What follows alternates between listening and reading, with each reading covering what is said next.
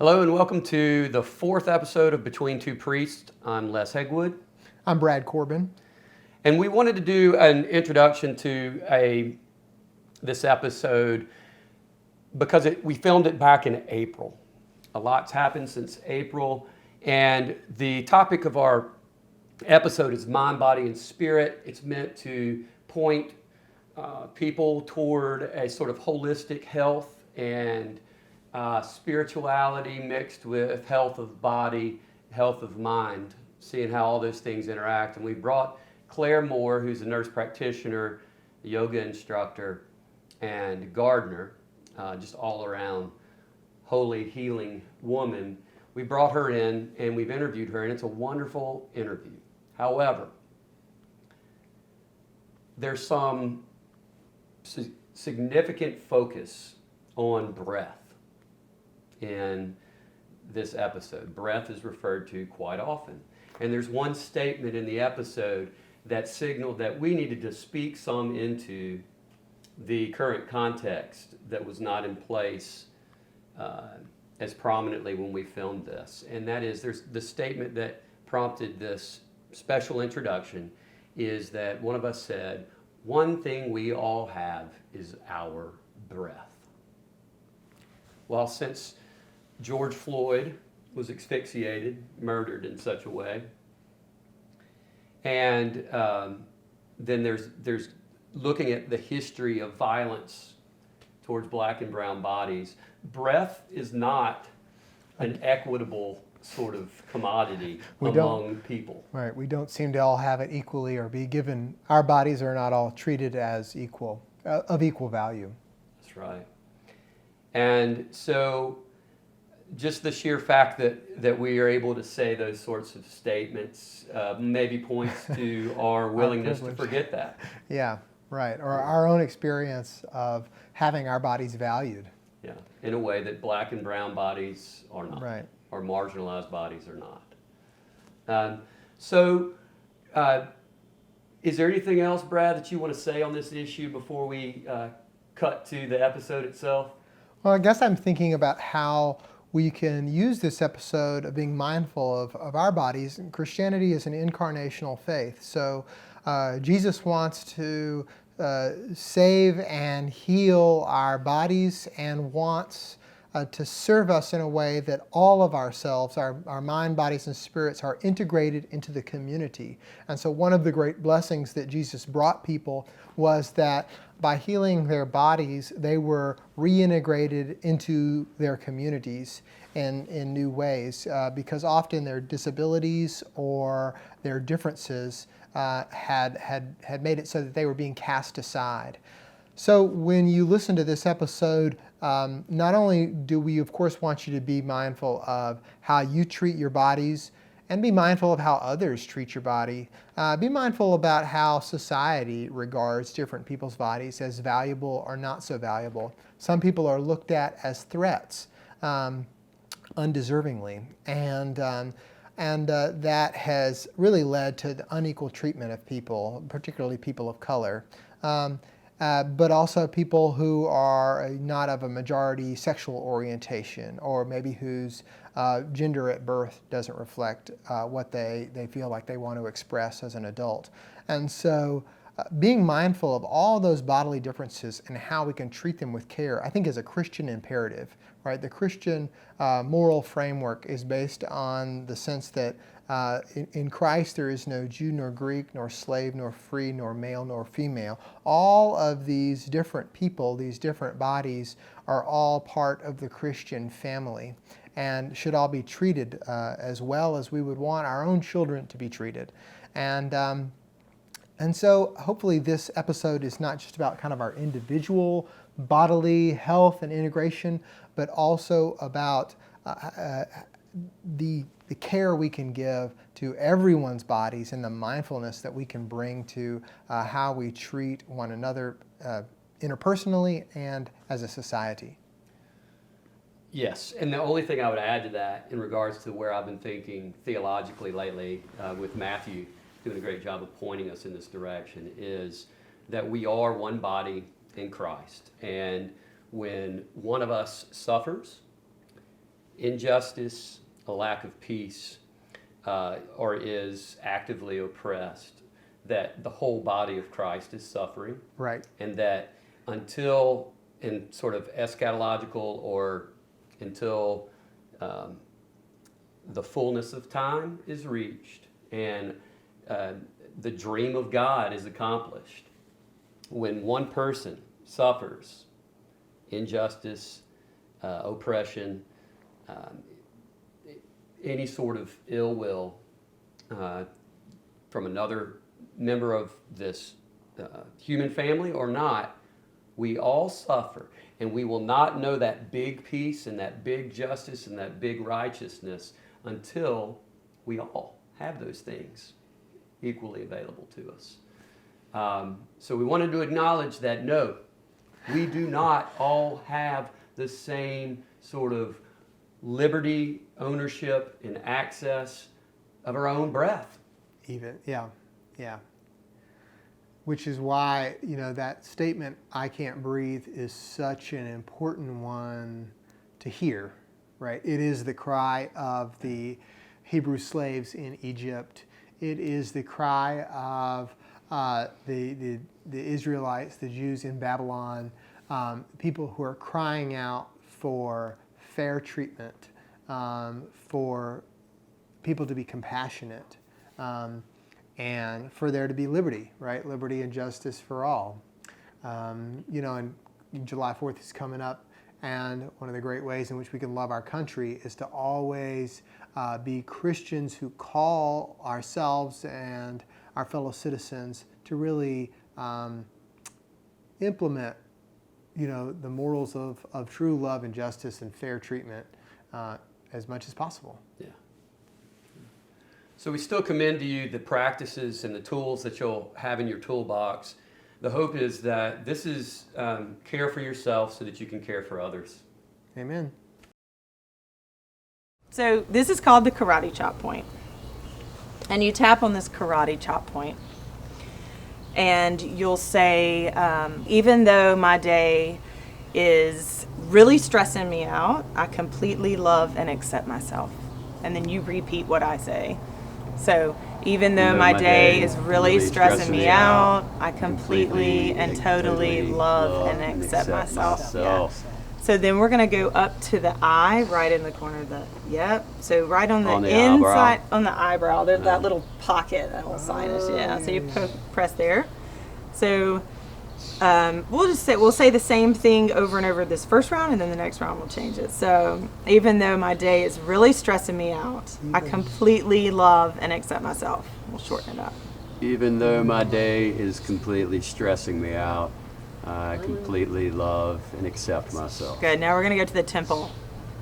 We got a few points here. So even though my day is really stressing me out, I completely love and accept myself. Even though my day is really stressing me out, I completely love myself and accept myself. Under the eye, I'm just really not having a good day. But sometimes we don't have good days. Under the nose. And sometimes we don't have good days. Under the mouth, on the chin. This day is just not going my way. This day is just not going my way. On the collarbone right here, and kind of do it with your hand like this. But sometimes these days are just going to come. Sometimes these days are just going to come. But man, this day is really stressing me out. Under the arm. Today is really stressing me out. But I think it's going to be all right. So back to the eye. I'm going to turn my day around. I love and accept myself. I love and accept myself. On the side of the eye, Under the eye. This is a good day. This is a good day. Under the nose. I really love myself. I really love myself. And I know I can do this. On the chin. And I know I can do this. I accept myself. I accept myself. I accept myself. I accept myself. I accept myself. I accept myself. I accept myself. And then release your hands down.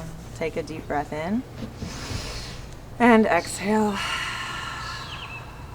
Hello and welcome to another episode of Between Two Priests. And we have, as usual, Brad Corbin over here. So glad to have Brad with us. But we're especially excited to have our first guest. So you don't have to listen to us and us alone. People were getting tired of that. People are getting tired of it. I think you're right. A lot of letters. Yeah. A lot of angry letters. Yes. But today we have a treat. We have Claire Adams Moore with us. And Claire she's a mother, she's a nurse practitioner, she's a yoga instructor and yoga studio owner. She's a gardener, and I'm sure we're going to learn that she's a lot of other stuff too. And one of my favorite things about Claire is that she's an Episcopalian. And parishioner on the book. She's a parishioner at Grace. Just so thankful that you're here spending some time with us on your day off to talk about mind, body, and spirit in these funky times that we're living in. So thank you. Very excited to be here. If you would just reflect on sort of your journey to wear these different hats that you wear and sort of how they work together for you. Well, it comes from somewhere inside. Mm-hmm. They all help each other, and they contribute to each other. I went to college and became a nurse because I wanted to care for people, and I wanted to do travel nursing. Oh my God, I can get paid and go to all these super cool places. So that's actually why I went into nursing. It wasn't like God told me to go take care of people or anything like that. Claire, I totally relate to this because I was a teacher and I felt like it was a vocation. But if you look at my profile from my master's degree, Mississippi Teacher Corps, it's like, why'd you want to go in, or what led you to teaching? I said, I always just wanted to try it, right? but like that was the profound statement that I had. That really, I just wanted my summers off so I could go adventure, So, but then it became a call. It's exactly Yeah. right. So something leads you in. So there was a reason I saw that magazine there, right? Because I knew that I love to travel. I want to go places. I want to do things, and so it started out from an ego perspective. I'm doing this for me. And then of course it evolves, and when you start, interacting with people who are in a vulnerable state, then it's special. And then I used to do yoga DVDs in high school. We didn't have a teacher. That's great. Yeah, I love that. I remember one time. Rodney Yee. I loved Rodney Yee, Yeah. yes, but yoga, I used to just do it, and I liked it, but I didn't really know why because I was young. And one day I had some of our old family friends from the Northeast. They'd come down every summer, and they walked in the door, and I had just finished my yoga class, and I was a teenager. And they walked in, and usually I would be like, "Hey, good to see you." And I just walked over to the counter. It's like, y'all, I'm sorry. I'm really excited, but I'm just so calm right now. and I'll never forget that. Yeah. That feeling of just this, it's a high, and your body just loves it. So anyway, that was, then I was hooked on yoga, I guess. I had a friend who he did some in-house drug and alcohol recovery. He did yoga, and I'd call him or he'd call me, and I'd say, "Man, what'd you do today?" He's like, "All right, I just got yoga'd," And he was talking about like yoga'd, man. Yoga'd, because he couldn't get high, he couldn't drink, he Yeah. could get yoga'd. So we've sort of heard how you got to yoga, sort of by accident. And you got to nursing, sort of not through the most virtuous door, right? It was Exactly. it wasn't a selfless thing. But now those two things have become, like, Right. I mean, you're a healer in both those ways. Can you reflect on that a little bit? Like, what's that? And in the garden too. Yeah. Oh, in the garden Yeah. too. So Yeah. it's all Yeah. healing.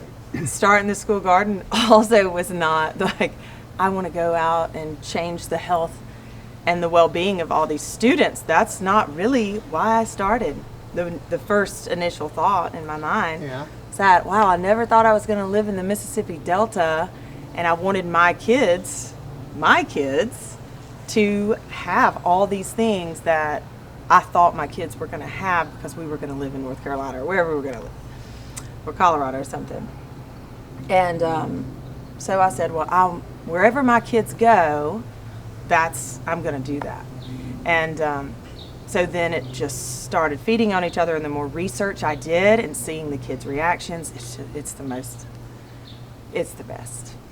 Yeah. It's The awesome. best. Yes. It's so great. And so then you feed it all back into, this is the earth. There are so many kids that don't touch dirt. They don't even know what dirt feels like, or they're scared of every bug that walks around them.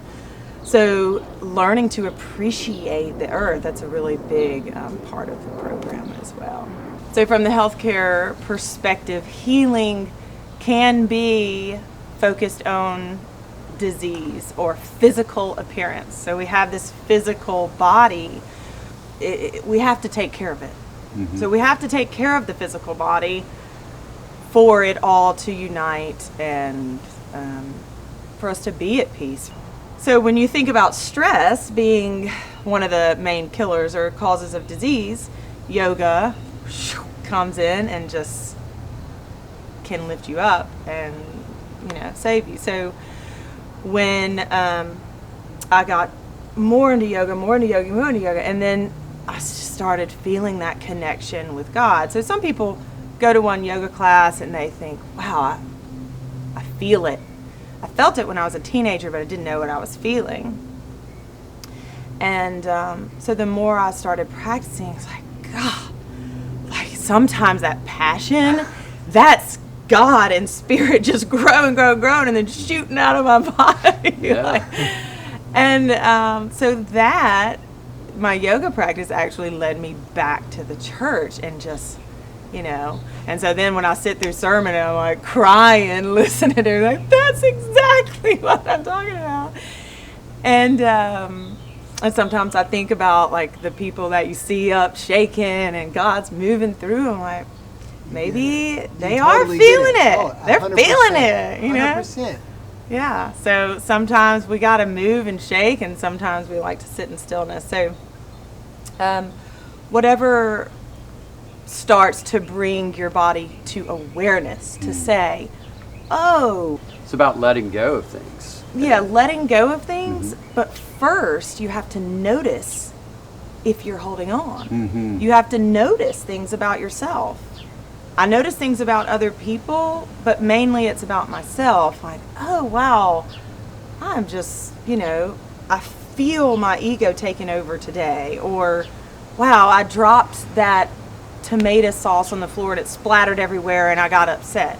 You'll start to notice things about yourself on how you react. To slow that reaction and just step back and watch it first. And then you can start to move into the next step of letting it go. Was that 3 weeks ago? Had some fever, had some COVID symptoms. Was freaking out, right? Went and saw you. You tested me for that. I just felt really horrible for the next 2.5 days before I found out the results. So I didn't know for these 2 days. And over the course of those 2 days, there was a lot of meditation happening, a lot of breathing happening. There was no yoga happening because I felt horrible. And what I realized was how little I was aware I was actually carrying with me. And I was reminded by my very wise and perceptive wife, you do this, Les. It's like I eat the stress and I keep this peaceful sort of calm, and I can give that to Brad and give that to you. I'm not giving it to myself, right? Realized for me, yoga is a lot like, it is prayer. While I'm doing it, it is prayer. But it also gets me to a point where I can feel like in Shavasana, I can do my best praying, right? I realized I really was not praying through all of the stress and anxiety that I had been shouldering. I did not have COVID, and thank God, but I had not prayed through my stuff,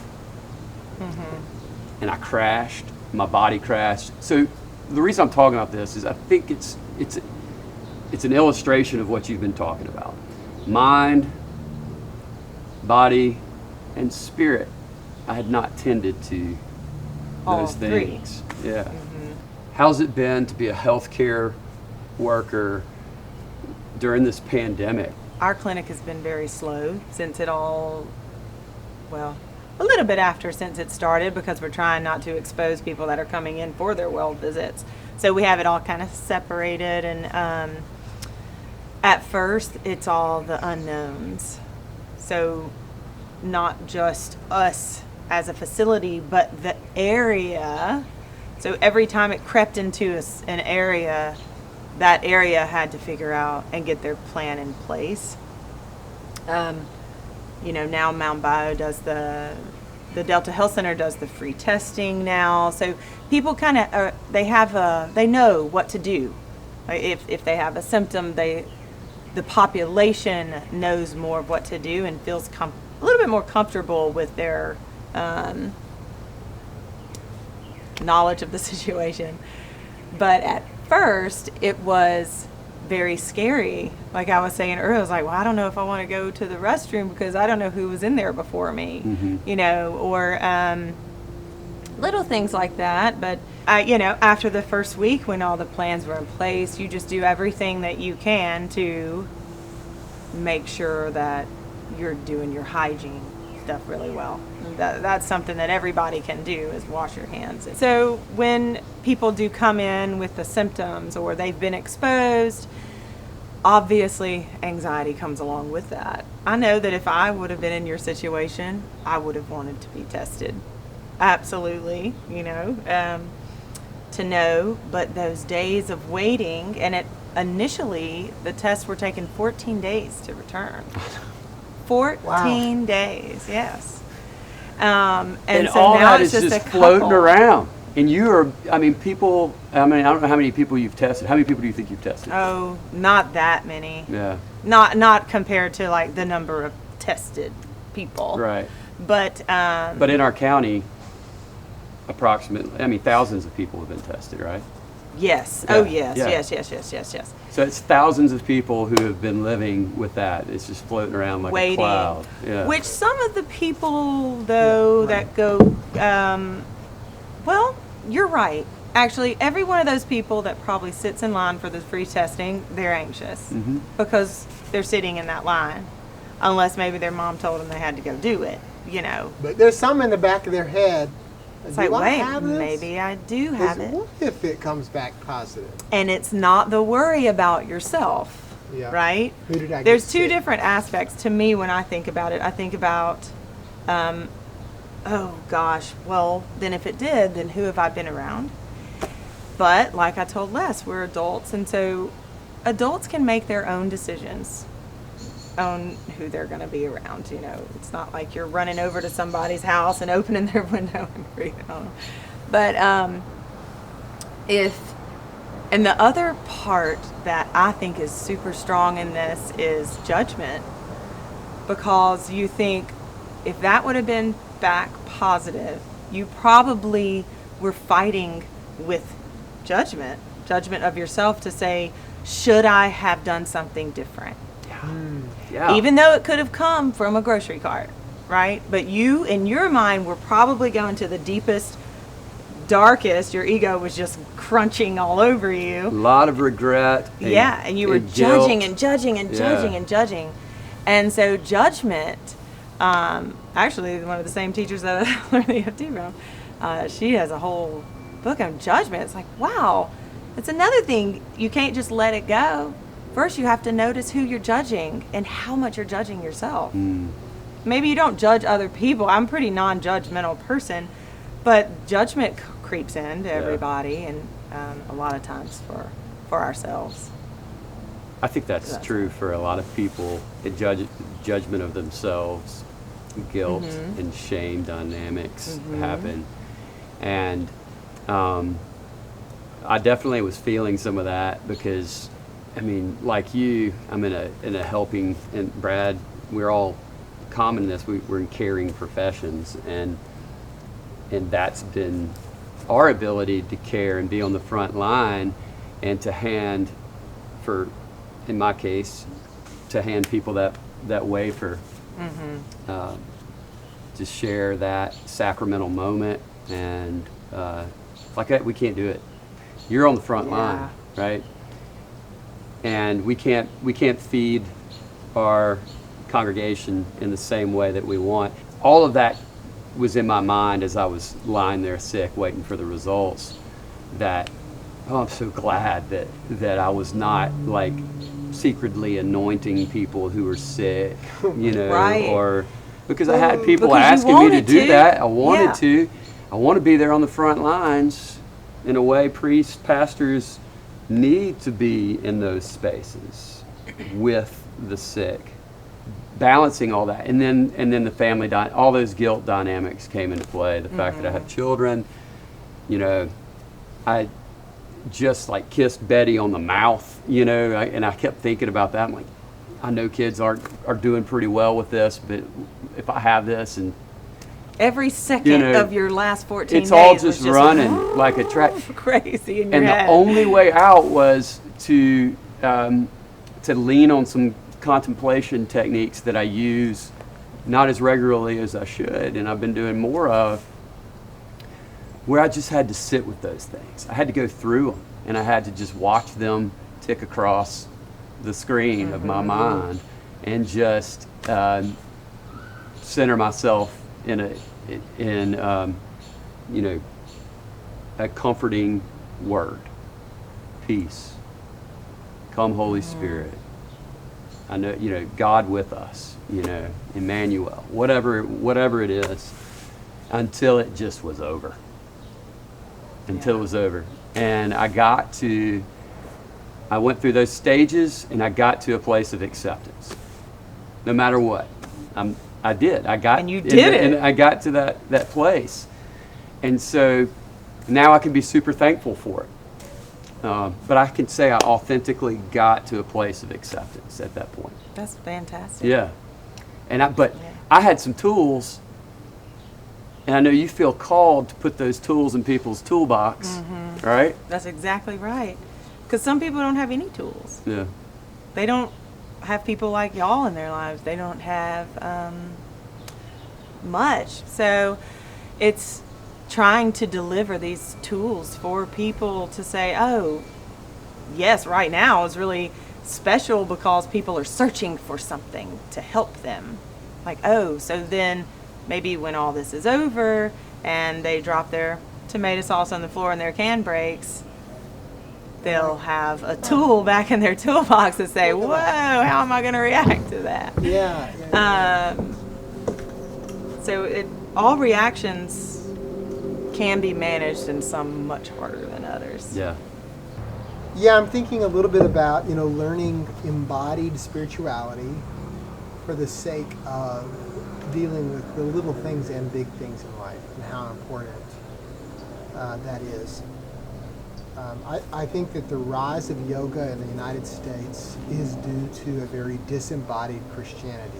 In the Episcopal Church, there is a ritual for a yoga mass. Yeah. Really? Awesome. So, Yes. you know, We got to do This that. is for you, School of Theology class of 2019. They love to make fun of the yoga mass. yeah. Little traditionalists that they are. I'm game. Let's do I am it. too. It's embodied. Well, exactly. Yeah. And even ascetic like forms of monasticism that are like, let's beat this body to death. Like the body is our enemy or something, and so we're wrestling with it. The body has killed you, so you kill it back. That is an embodied Christianity. Is it healthy? I don't know. Okay, it's winning me over. Okay, it's winning me over because it's a detachment, and so there's this. So this guy, I'm reading a book called by a man named John Climacus. He was an abbot of a monastery on Mount Sinai, like in the 600s, and he wrote a book called The Ladder of Divine Ascent for another monastery. And he goes and in this letter he talks about a visit he went to another monastery, and if you were bad, like if you showed signs of pride or judgment, you got sent to this like prison monastery that was just the most horrific place. People were like beating themselves, starving themselves. And he goes and witnesses it, and he's just like, this is the craziest thing. He reports it all back. He says, I promise you I'm not lying. This was all happening. And these people were just like begging God for mercy and quoting the Psalms. And he said, this is extreme, but No, it's not extreme. But he says nobody there was attached to anything. They weren't judging each other. They weren't looking down on people. They weren't selfish.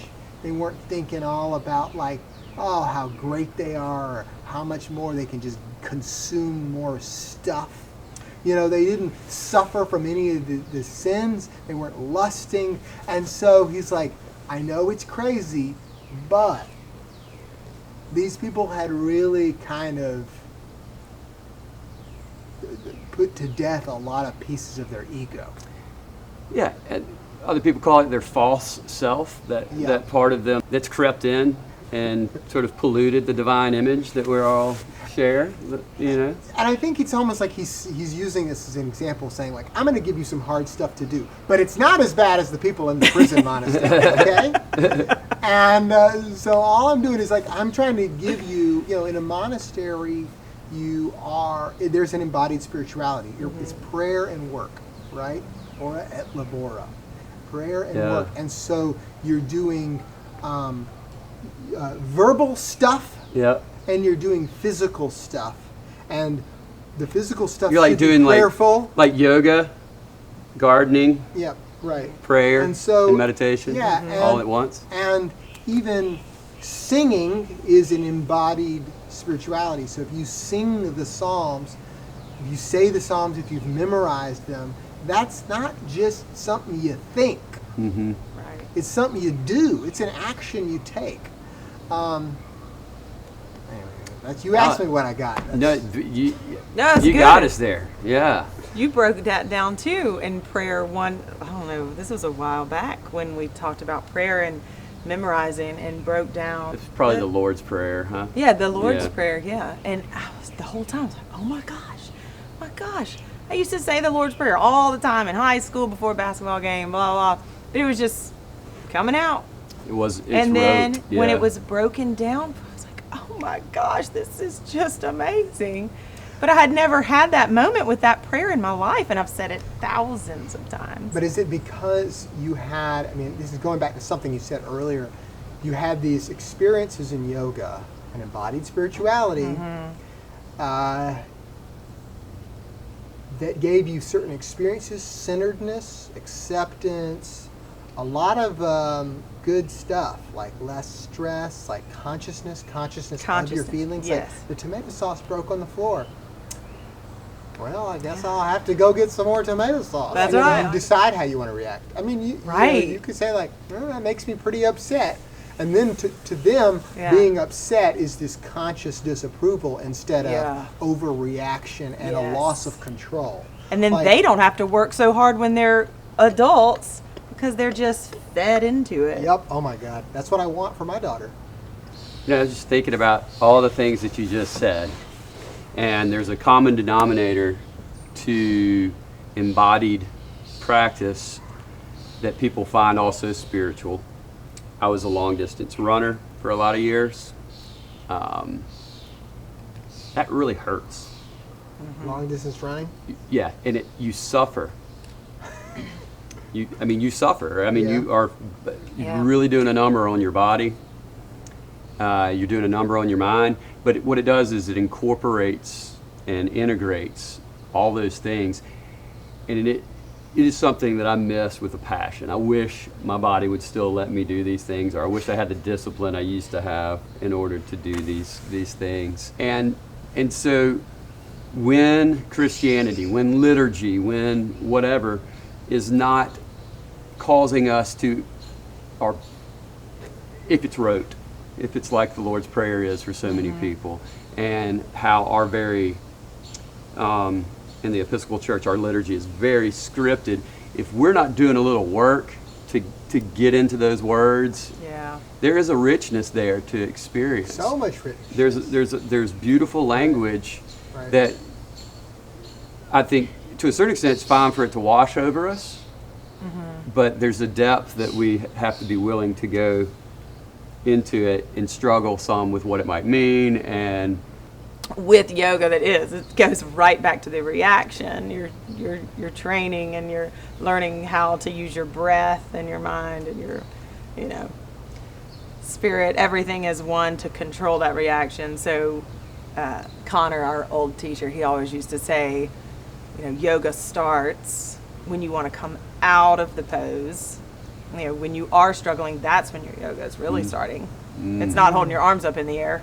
Yeah, that's the physical part, but that's not what yoga is really about. oh, and It's this about the struggle to maintain. It's about first noticing, okay, I am struggling, and then what am I doing with my breath? Am I holding my breath? Am I breathing? Am I breathing fast?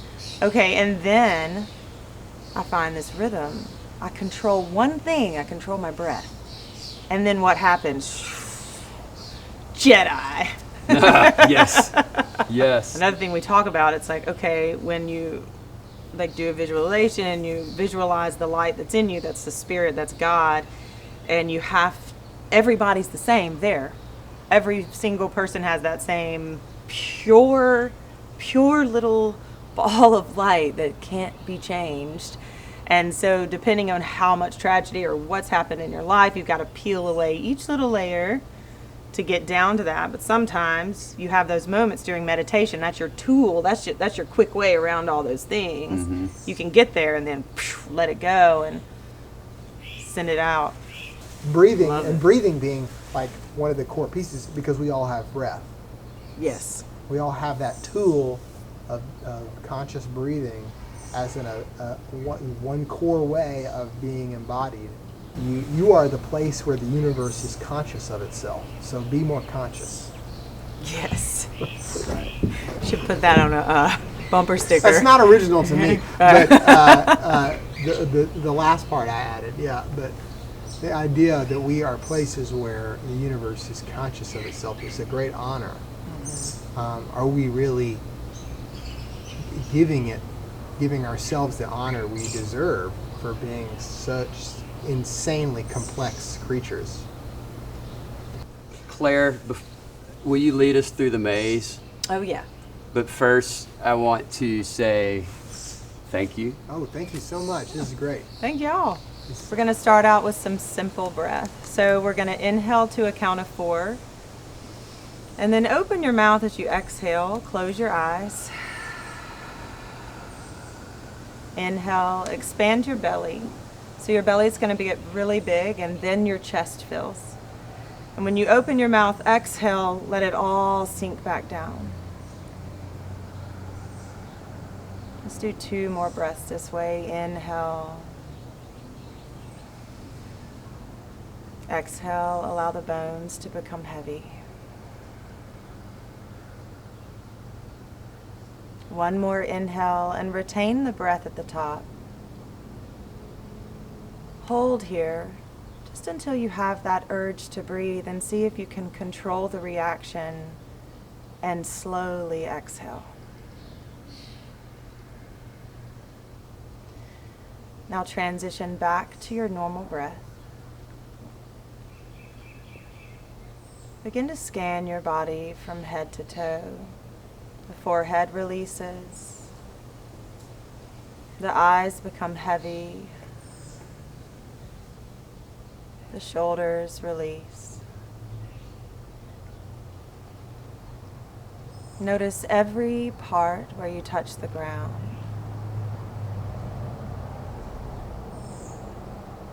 Notice yourself becoming heavy as you're sinking into the earth.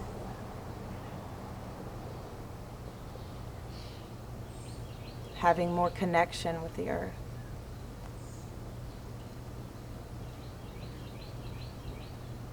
Feel the comfort of the earth.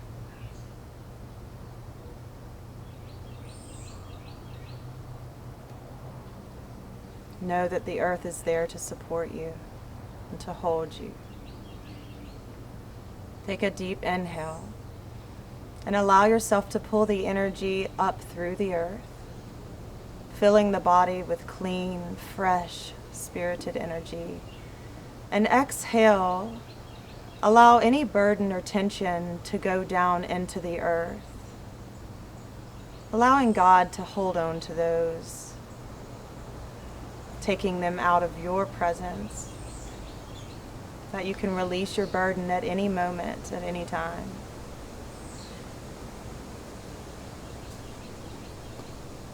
We'll start to go on a journey. First, we'll walk through a maze.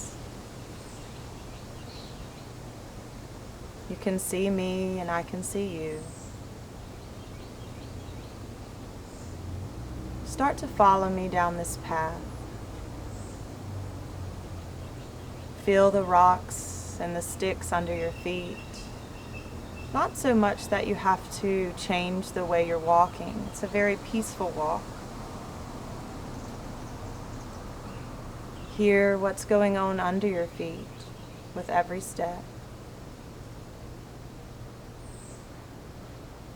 As you look around, you see trees. You hear the rustling of the branches and the birds chirping. We're going to turn left as we see this trail leading through the woods going down. And then we'll take a right. It's turning into a hallway, but a hallway of trees, very tight and very close to one another. We stop at the end and there's a very large tree, something that you've never seen before, something mysterious, yet joyful. And as we look further towards the tree, you notice that your name is on the tree, and now you're the only one in your maze. You reach down and press onto the trunk, and the trunk moves out of the way, opening another path. You step through this path, and on the other side is this magical garden space. Whatever the space is to you, water, trees coming up out of the water. As you look around, you start to grow things in your space, in your garden, adding trees, flowers. And your breath is very soft and you feel very safe and calm. Notice that feeling. Allow it to engulf you as you become more and more relaxed. You walk over to this nice space where you sit and lie down. In this space, you notice your breath. You hear the sounds around you. You feel the comfort of the earth.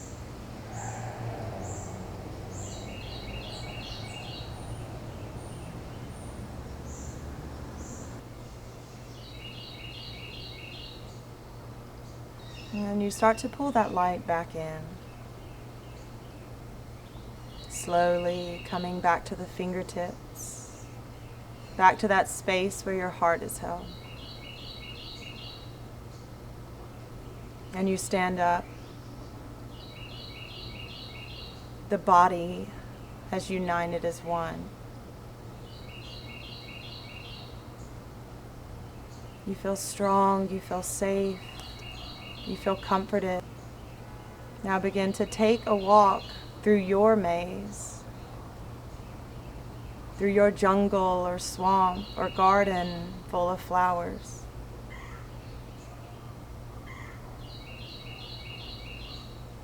What are you doing? Are you allowing anyone to be with you? Whether they're from the past or the present.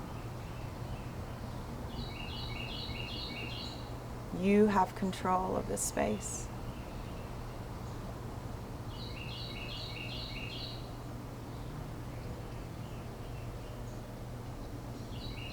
And you know it's time to come back, so you turn back, looking around for that large tree, walking back through the water, the grass, the gravel, whatever your path may be. You place your hand on the trunk of the tree and turn back to your space and take one last look around. Pressing back into the tree, moving back into that maze. Walking down this long path. Turning right this time, and then left. As you take a deep inhale, retain the breath at the top, and come back into this moment. And exhale, you can flutter your eyes open.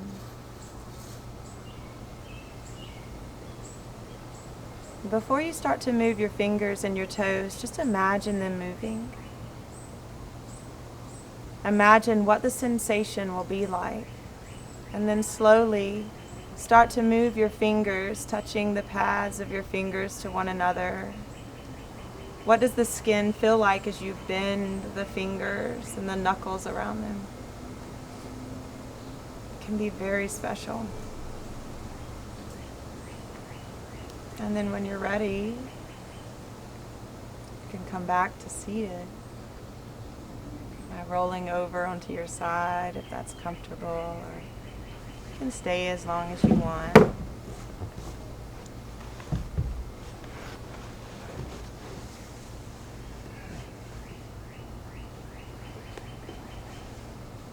So it's just knowing that we can go to another place if we feel trapped or lost or too anxious. But sometimes it's nicer when you're guided there. Something that my kids and I say is we sing instead of the blessing at dinner. Everybody picks the blessing. So a lot of times they pick Loka Samasta Suki no Bhavantu. You know that? It's may all beings everywhere be happy and free from suffering. Yeah. So it's a very pretty chant. But thank you for being here, for being a part of me. Namaste. Namaste. Amen. All right. Amen. And hallelujah. Peace.